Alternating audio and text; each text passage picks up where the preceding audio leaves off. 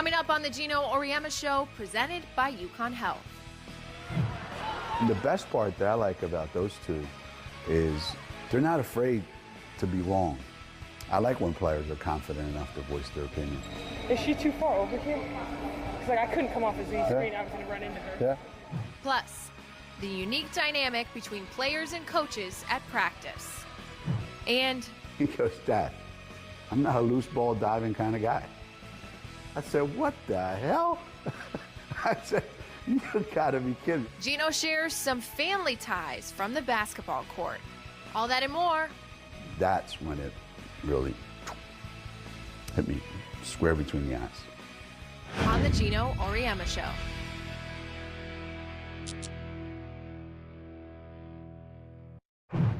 Welcome to the Geno Auriemma Show.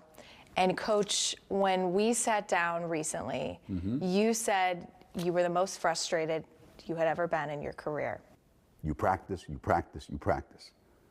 And when you know you can get it right, you perform on a stage. I've never been more angry in my life. Your team followed that up with 3 outstanding performances. It's been that long. So how are you feeling these days? You know, when you start playing better defensively, when you start playing with a lot more energy, and you start, you know, actually getting a lot of things done that doesn't involve things with the ball, everything looks good. And we've gotten a little more production from more people. So it's not just, you know, the same 2 all the time. And we're in a better frame of mind right now. You know, the semester break isn't great. It's too much dead time. Players are bored. They sit around doing nothing all day long. So it's always a tough time for coaches and teams. And they've accomplished that energy level and what you were looking for with 3 of 5 starters injured. I know, that's also part of what every college team has to deal with. You know, you're not ever going to be 100%. There's always somebody that's nicked up. But, you know, fortunately, we have, you know, we have more than 1 good player, more than 2 good players. I don't know that we could beat the top 5 teams in the country without our entire lineup being 100%. That's difficult to do. So hopefully we get them all back. You know, crystal shin splints aren't going away. They'll get better, but they're not going away right now as long as you keep playing. Loose ankle is not going to get any better. You know, fortunately, it's not going to get worse. But you know, we have to manage that. Gabby's hip, yeah, I mean, it'll get better as long as she doesn't practice and doesn't play. And that's not what she wants. So it's just something we have to deal with. And, you know, us as a coaching staff, we have to manage it. That's the best you can do. It's that time of year when you play some strong out-of-conference games in February. It's kind of like a February check-in. How do you think your team is handling some of those tougher opponents as you look at top 5, top 10 teams in the country?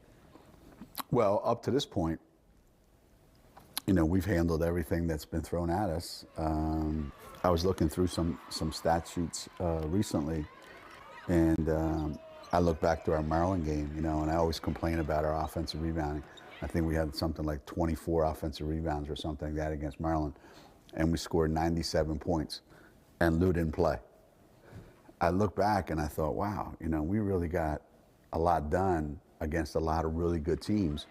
The Notre Dame game that we won without Lou and Gabby the whole second half. We've done a lot of really, really good things. The 2 friends, Geno Auriemma and Dawn Staley, meet for the 4th consecutive season, and it's a 4th consecutive win in that stretch for UConn. I would like to think that these are the kind of games that our team looks forward to. They love these games, and they especially love them on the road. There's something special about going on the road and playing a big game. You know, when you walk in and the place is full and the energy is unbelievable, and it's kind of like, you know, you band together, and I look forward to it, and I know they do too. Our kids are pretty good at making plays. You know, they're growing up a lot. I wasn't sure we had this in us, but we've grown up a lot. We've matured a little bit since the beginning of the season, since a month ago. We'll always have these kind of games, provided we can get people to accommodate us in February. And I think most good coaches want these kind of games in February. So you build these into the schedule purposefully. Mm-hmm. Yeah. Why is it important to have these games come February? I think for and this was the same when we were back in the day in the old Big East, when, you know, every game we played in the conference was almost against a top 20 team. You know, when we had, I think it was 8 teams in the top 20. We always loved to play somebody outside the conference. Yeah, it's not the same as playing somebody in your league. The scouting reports are different. It's new. The players all of a sudden have a heightened sense of awareness. You know, it's not like, oh yeah, I got to guard this kid. I know what she does. And they don't pay attention as much. For these games, yeah, they know this is different. This is new, and we've got to be ready. And not that they're not, but it's just more exciting. And it comes at a perfect time, because who cares who wins and loses? Like, I mean, it's not college football where if you lose, you're out of the bowl playoff. You know, it's college basketball. So we beat South Carolina or they win. Helps them. Moves them up in the RPI. You know, we play Louisville and you win or you lose. Louisville loses to us. That doesn't hurt them one bit. So these are games that are just, hey, let's just play a fun game, see where everybody is. I wouldn't trade them for anything.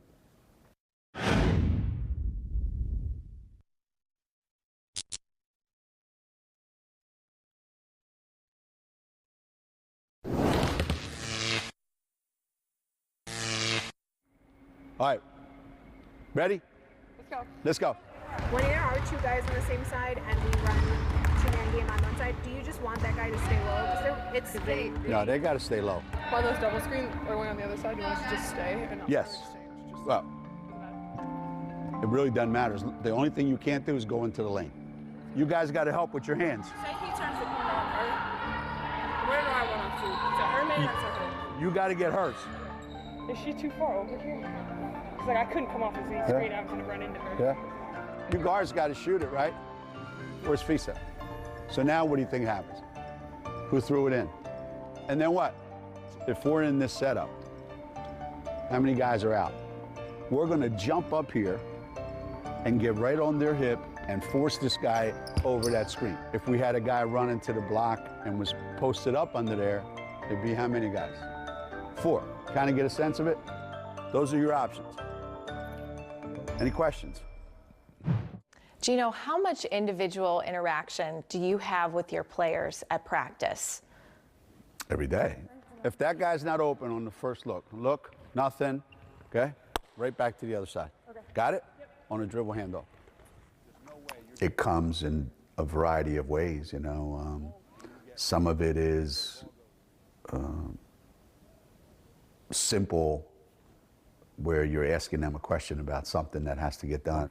If they're going to guard Gabby like that, this guy's going to be open every time. Unless what? Right. Some of it's complicated. Who was guarding the ball? They had the ball.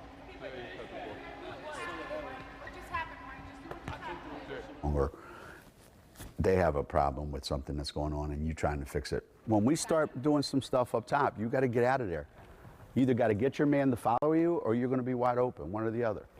One of the things that we like to do, that I like to do anyway, is get them playing against our practice players so that I can be there to watch and say, okay, this is what we have to get accomplished, and it might only take 15 minutes.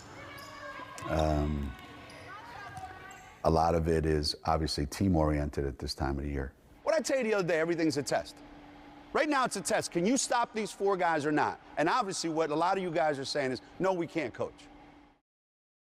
But even within the team-oriented stuff, it's always about individual improvement. And it's always about you trying to figure out where are they today. and everything's a competition. Because if you're competing against someone all the time, you're ultimately, competing against yourself, and you're learning how to win. And if you lose all the time, then you got to make some adjustments.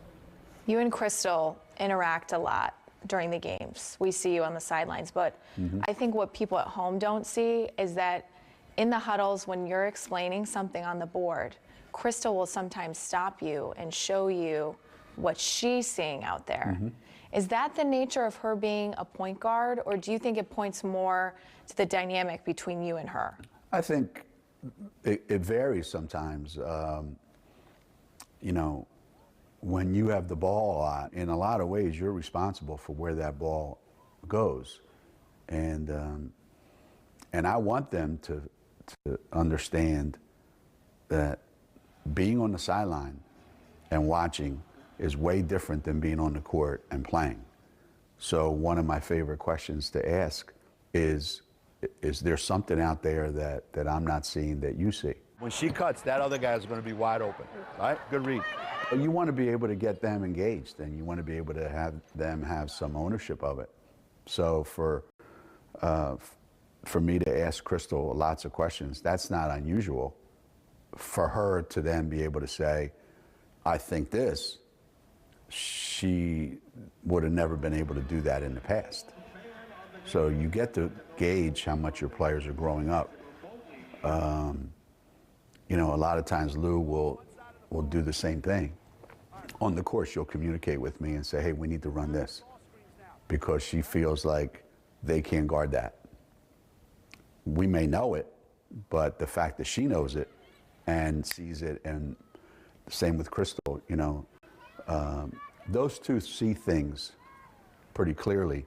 But I hope they all feel that way. Some are just more vocal about it than others. Some are not so confident, so they don't say anything for fear of saying the wrong things. But I like when players are confident enough to voice their opinions. I thought Kansas, we had a lot of, especially in the guards, we need to pay attention more, figure out how to work with each other. I know we got to a point where freshmen can't go together. We have too many freshmen for that. We got to figure out how to be able to do it together. And the best part that I like about those two, especially those two, is, and it's pretty much indicative of our whole team, they're not afraid to be wrong. They're not afraid of me saying something where they go, oh, geez, I can't believe he saw that. Because they know I'm not gonna let anything go by. And they're okay with that. Sometimes it's just a look. So, I forget, Lou did something really stupid in the Tulane game. I forget what it was. And she ran back up the floor, and I just stared at her all the way down the floor, and she wouldn't look over. And I knew why she wasn't looking over. And sure enough, it may have taken a while from right in front of me all the way down to the other end of the floor, and she got right down there to the foul line at the other end, and she finally looked over. And I gave her one of those, and she went, oh, boy. Yeah, they know. The smart ones know. So would you agree that there's no such thing as a bad question from your players? No, none. There's dumb answers, but there's no bad questions.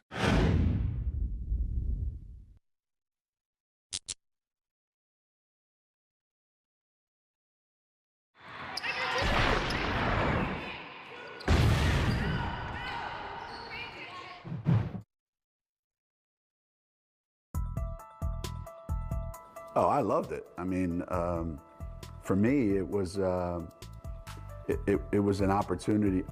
First of all, I have to preface it by saying I didn't want to do any of this. I'm happy going to the games back in those days and just sit back and relax and watch the game. And one thing led to another, and they asked me to help out a little bit. And next thing you know, I'm roped into coaching the team. It's coaching guys. 18-year-old boys is different than coaching girls. But I coached them the exact same way I coached my team. We did everything exactly the same way.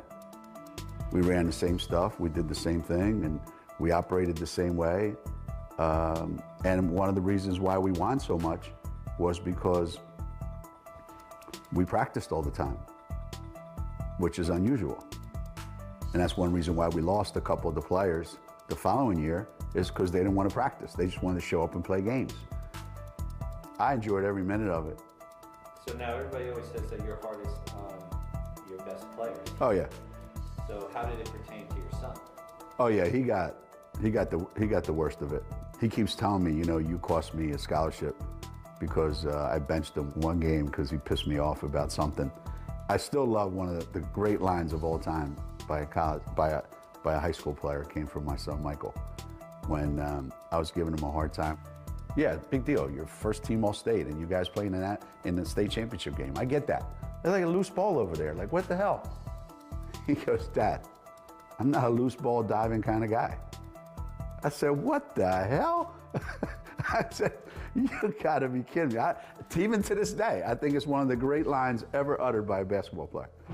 Your associate head coach, Chris Daly, was just named as one of the finalists for the Women's Basketball Hall of Fame. That announcement will be forthcoming within the next couple of days. When the list of finalists came out and Chris was on it,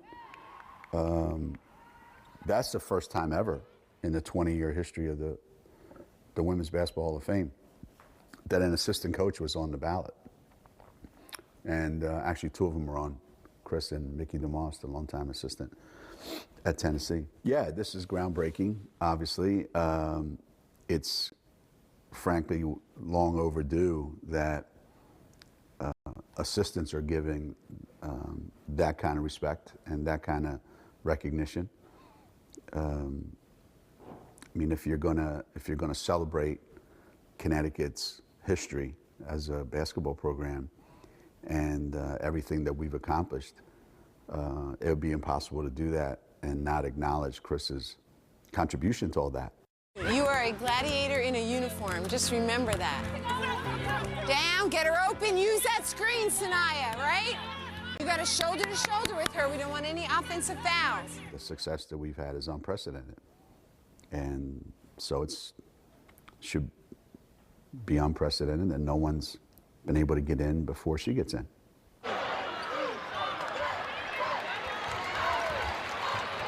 33 years is a long time to spend with somebody. How are you guys able to pull it off? I think we have we have just enough of the same qualities that make it work, and we have just enough differences in our personalities and our way of doing things that we balance each other out really, really well. And I'm sure that her closest friends and everybody in their time when I'm not around, I'm sure they celebrate the fact that she's the head coach here and not me. So they, they keep themselves happy, I'm sure. Are you guys friends too off the court? Mm-hmm. Yeah. Yeah. Especially in the beginning when we didn't have as much help, when the program wasn't this big. We did everything. And because of that, I think we actually used to live in the same apartment complex when we first moved here.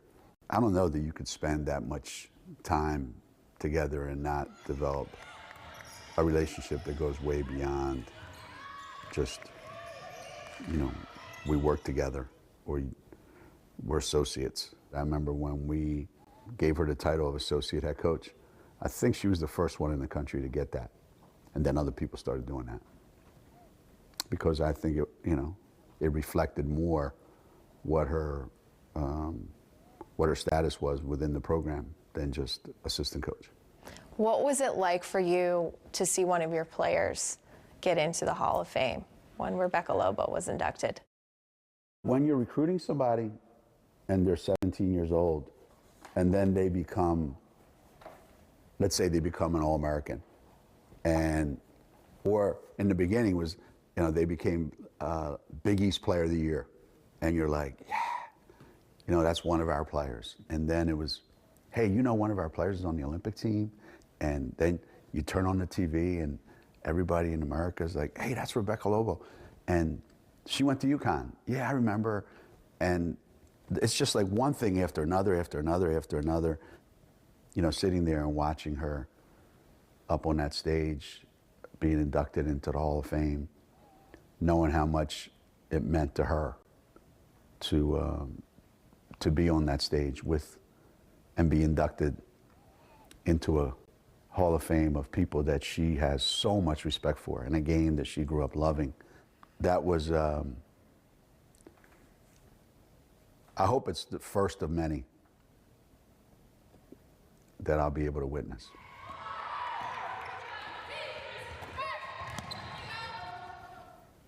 One day I did something really stupid.